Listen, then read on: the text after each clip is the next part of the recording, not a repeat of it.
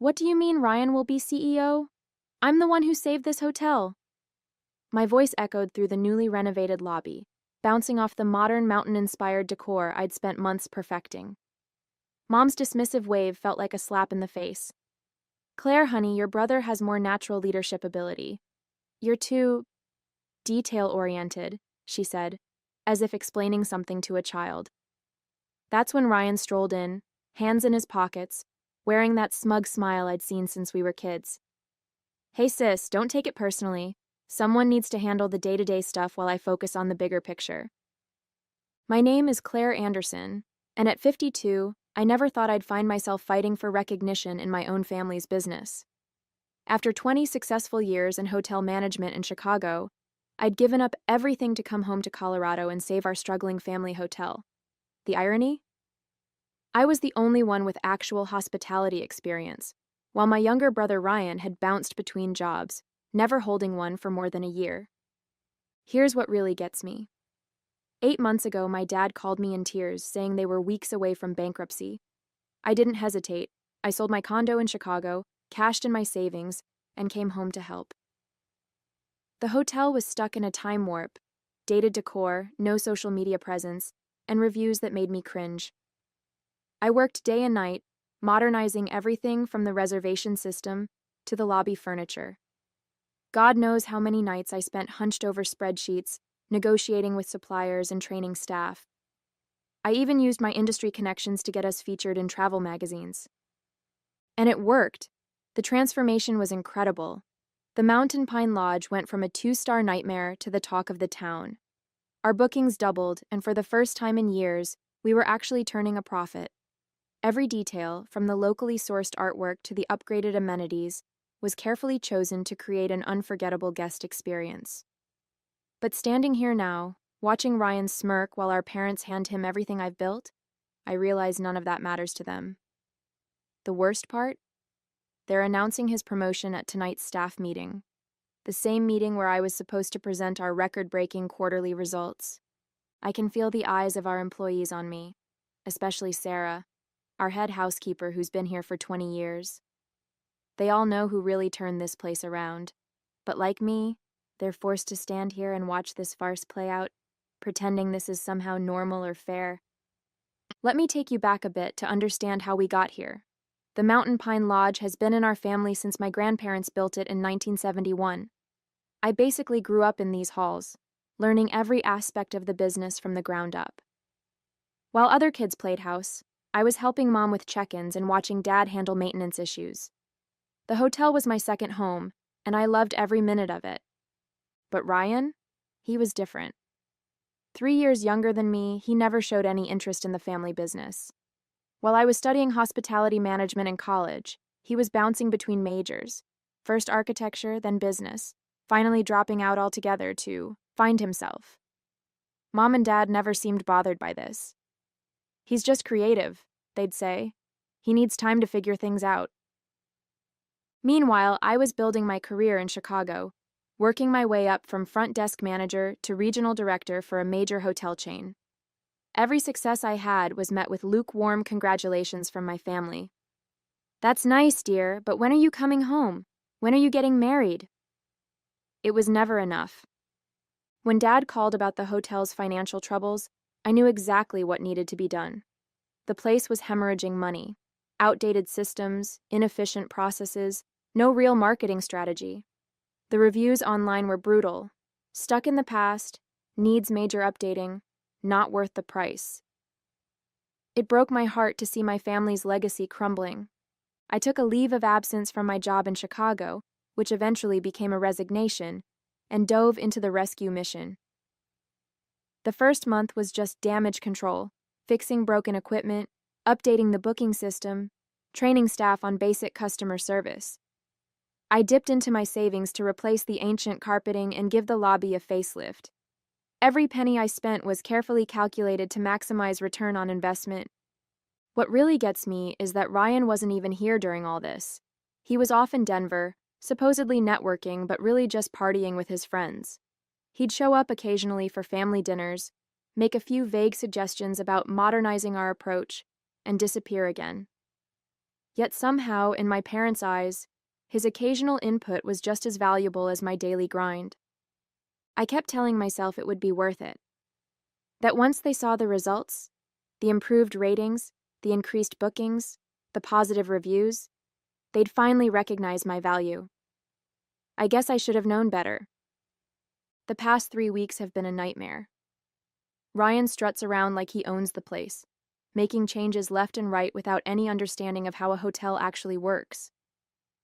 Just yesterday, he decided to cut our continental breakfast service to save money, apparently oblivious to the fact that our breakfast ratings are one of our biggest selling points.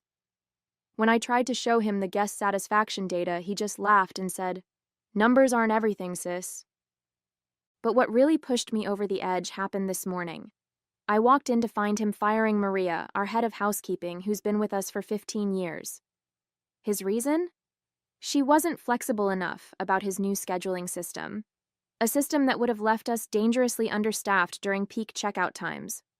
I managed to intervene and save her job, but the look of humiliation on her face will haunt me for a long time. I tried talking to Mom and Dad about it.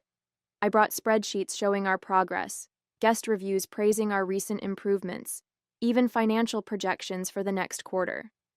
Dad just stared at his coffee while Mom patted my hand and said, "Dear, you need to give your brother time to find his footing. He has such wonderful ideas." That's when I saw it, the for sale sign on the old Riverside Lodge while driving home. It was our main competitor for years before falling into disrepair last season. I pulled into the parking lot, my mind racing. The property had so much potential, better views than our hotel, closer to the ski slopes, and a much larger spa space. Sure, it needed work, but I knew exactly what to do with it. I sat in my car for almost an hour, looking at that sign and thinking about every time my parents had overlooked me in favor of Ryan. Every achievement dismissed, every suggestion second-guessed, every contribution minimized. Something inside me snapped, or maybe it finally clicked into place. I called my realtor right there in the parking lot. The owners were eager to sell, and thanks to my savings and stellar credit rating, I could make it happen. By the time I drove home, I had already scheduled a viewing for the next morning. For the first time in months, I felt energized, excited even. I wouldn't have to watch Ryan destroy everything I'd built. Instead, I would build something new, something that was completely mine. Let them see what they gave up when they chose him over me. The next few months were a whirlwind of activity.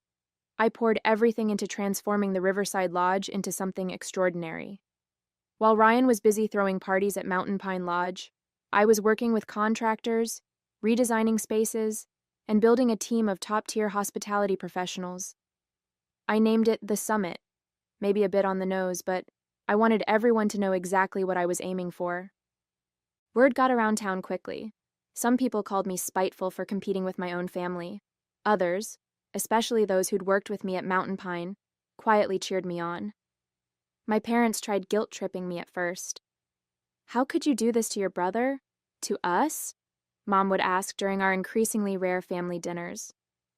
I just smiled and changed the subject. Meanwhile, Ryan's mismanagement was taking its toll on Mountain Pine Lodge. Their reviews started dropping. Complaints about inconsistent service, maintenance issues, even cleanliness problems. 3 longtime staff members quit within the first month of his leadership. I heard through the grapevine that they'd had to slash their rates just to maintain occupancy. The Summit's grand opening was exactly 6 months after that fateful day in the lobby. I'll never forget my family's faces when they walked in. Mom's tight smile barely hiding her shock, Dad's wide eyes taking in the packed house, and Ryan's barely concealed anger. The local paper was there, taking photos and interviewing guests about Aspen's newest luxury destination. "You're trying to destroy us," Ryan hissed when he cornered me by the bar. "This is a direct attack on our family." I just smiled and replied, "No, Ryan, this is me succeeding despite our family." The contrast between the two hotels couldn't have been more stark. While Mountain Pine Lodge struggled with basic maintenance, the Summit was making waves with its eco-friendly initiatives and luxury amenities. Every detail I'd dreamed of implementing at the family hotel, but had been shot down, was now a reality here. From the locally sourced restaurant menu to the state-of-the-art spa facilities, everything was exactly as I'd envisioned. But success brought its own challenges. Other hotels started copying our innovative booking system. Some folks in town, old friends of my parents, started whispering about how I was tearing the family apart. Even some of my loyal guests from Mountain Pine Lodge expressed guilt about choosing sides. The real challenges came rolling in as the summit gained momentum. My former vendors from Mountain Pine Lodge started getting pressure not to work with me. Mom had quite the social circle in town, and suddenly some longtime family friends stopped meeting me for our usual coffee dates. I even lost my spot on the local tourism board.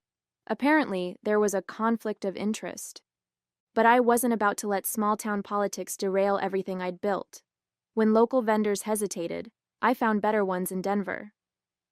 When the tourism board dropped me, I focused on building direct relationships with ski tour operators. Every obstacle just pushed me to be more innovative, more determined. Then came the biggest test of all. Mom and Dad showed up at my office one morning, looking worried. The bank was threatening to call Mountain Pine's loans. Ryan's mismanagement had finally caught up with them. They wanted me to come back, not as CEO, of course, but to help Ryan learn the ropes. "We're family," Mom pleaded. "You can't just let the hotel fail." I looked at them both, sitting across from my desk in the office I'd built myself, and felt strangely calm. "I offered to help 8 months ago," I replied. "You chose Ryan. Now you have to live with that choice." Dad tried a different approach.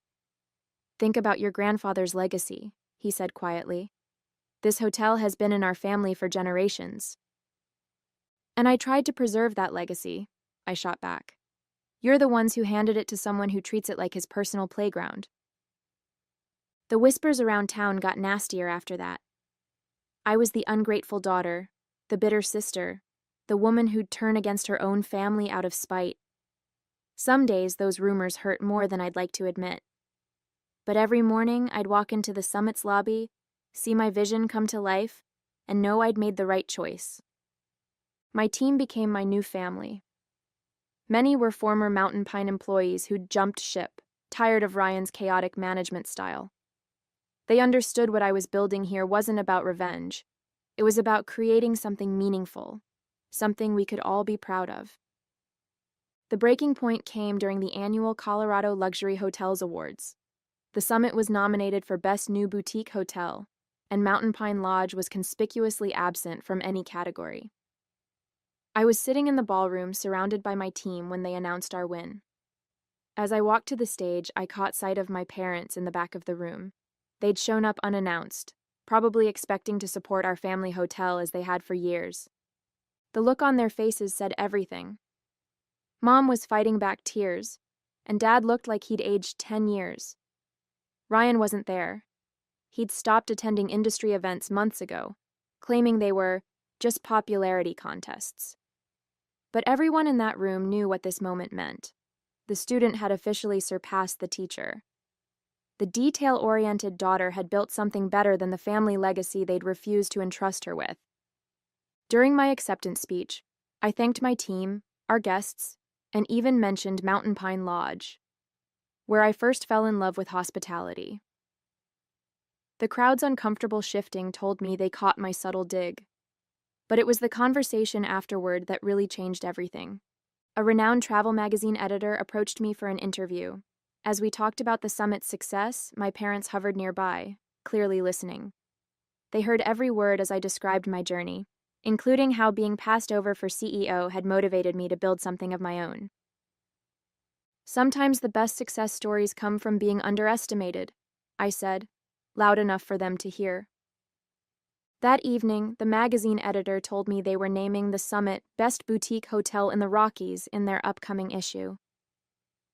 The same issue would feature a piece on traditional hotels struggling to adapt, with Mountain Pine Lodge as their prime example. When the article came out, it was like a bomb went off in our small town. Everyone who'd whispered about me being spiteful had to acknowledge the truth. I'd built something extraordinary, while Mountain Pine Lodge was failing not because of me, but because of their own poor decisions. Looking back on everything, it's hard not to feel a mix of emotions. Part of me still hurts from the way my parents treated me, how they brushed aside all I'd done as if it were nothing. But another part of me, maybe the bigger part, feels liberated. I'm living my life on my terms, not waiting for someone else's validation. When I walk into the summit every morning, I'm reminded of what I built with my own two hands. The vibrant lobby buzzes with life, guests chatting excitedly about their plans for the day, staff moving efficiently with warm smiles, the faint aroma of freshly brewed coffee mingling with the clean mountain air that drifts in when the doors open.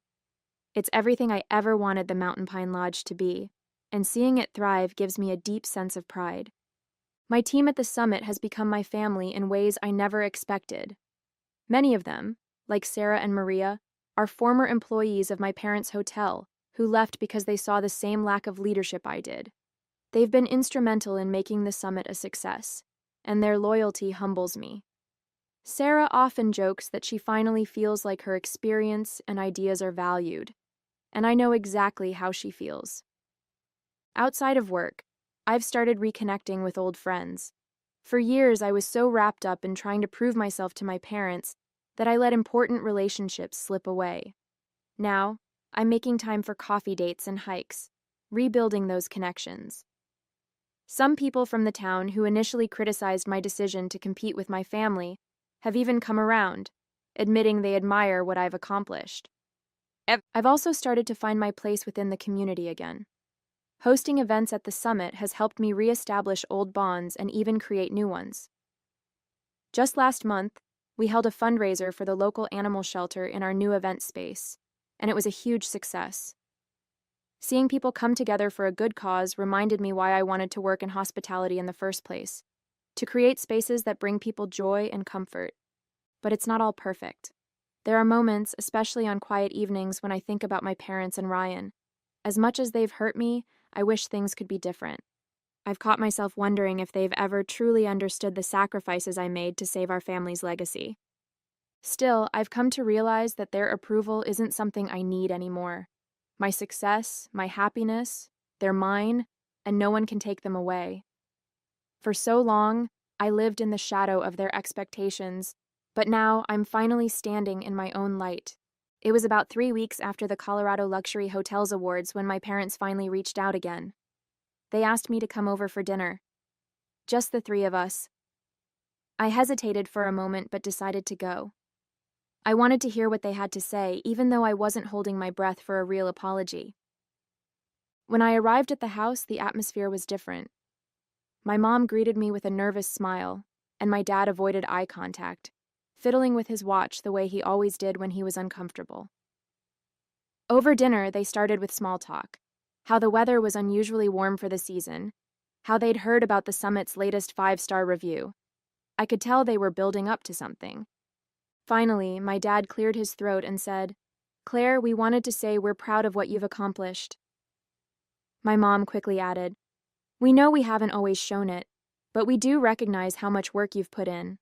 The summit it's remarkable." I wanted to feel happy about their words, but they landed flat. It felt like too little, too late, especially after years of being dismissed. Instead, I just nodded and waited for what I knew was coming next. Sure enough, my mom launched into it. "Ryan's been struggling. The hotel isn't doing well and he's in over his head. We were wondering if you could maybe guide him, help us get things back on track." For a moment, I didn't say anything. I let their words hang in the air while I looked at both of them, really looked at them. My mom with her carefully manicured nails gripping her wine glass a little too tightly, and my dad, who seemed to be studying the tablecloth as if it held the answers to all their problems. "I offered to help a year ago," I finally said, my voice calm but firm. "I gave up my life in Chicago to save Mountain Pine Lodge. You chose to put Ryan in charge, knowing he wasn't ready, knowing I had the experience to make it succeed.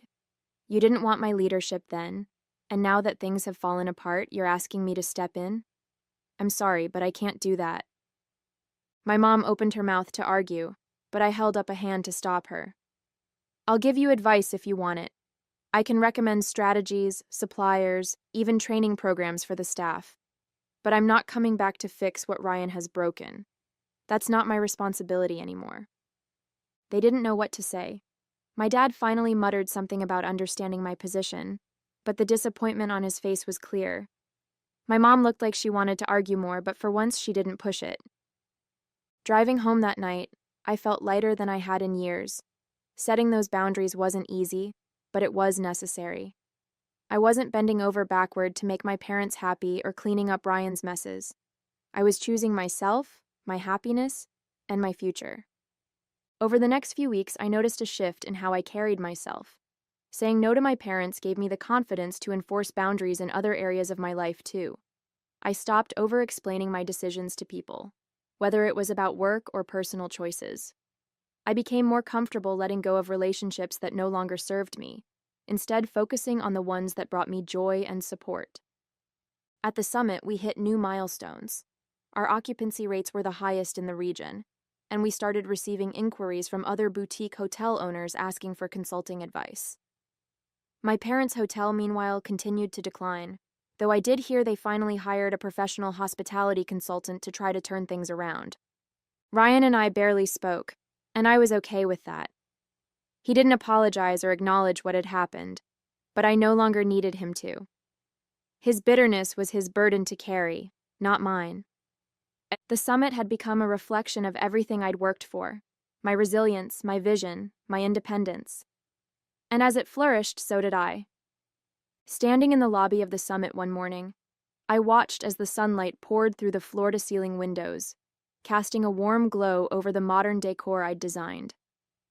A family walked past, laughing as they planned their day, while one of my staff expertly handed a couple their itinerary for a scenic snowshoe hike. It hit me in that moment how far I had come, not just professionally, but personally. For years, I'd measured my worth by my parents' approval, by their ability to see and acknowledge my contributions. But now I realized I didn't need that anymore. What I had built here wasn't just a hotel. It was a testament to my resilience, my creativity, and my ability to thrive despite the challenges thrown my way. The journey had been hard. Letting go of the hope that my family would change was painful, but it also freed me. I no longer felt tied to the weight of their expectations or their dismissal. Instead, I felt proud. Proud of what I had created. Proud of the team I'd cultivated, and proud of the life I was living. I wasn't just surviving, I was thriving. The Regional Hospitality Awards ceremony was the kind of event I used to dream about attending. The room was buzzing with excitement, filled with industry leaders, journalists, and hotel owners from across the state. As the announcer began to list the nominees for Boutique Hotel of the Year, I caught a glimpse of my mom and dad seated toward the back of the room. Their faces were unreadable, but I could sense the weight of what this moment meant to all of us. When the summit was announced as the winner, the room erupted into applause. My team cheered as I walked to the stage, my heart pounding. As I accepted the award, I glanced at my parents. My dad gave me a small nod, and my mom's eyes glistened with unshed tears. It wasn't quite an apology, but it was acknowledgement, something I'd long since stopped expecting, but still appreciated in its own way. After the ceremony, I joined my team in celebrating. My parents didn't approach me, and I didn't go to them. This was my moment, and I wanted to share it with the people who had helped me achieve it. I felt truly free, free from the need for their approval, free from the shadows of their choices. Success wasn't about proving them wrong anymore. It was about proving to myself that I was capable, deserving, and enough. And as I raised a glass with my team that night, I knew I'd finally found peace,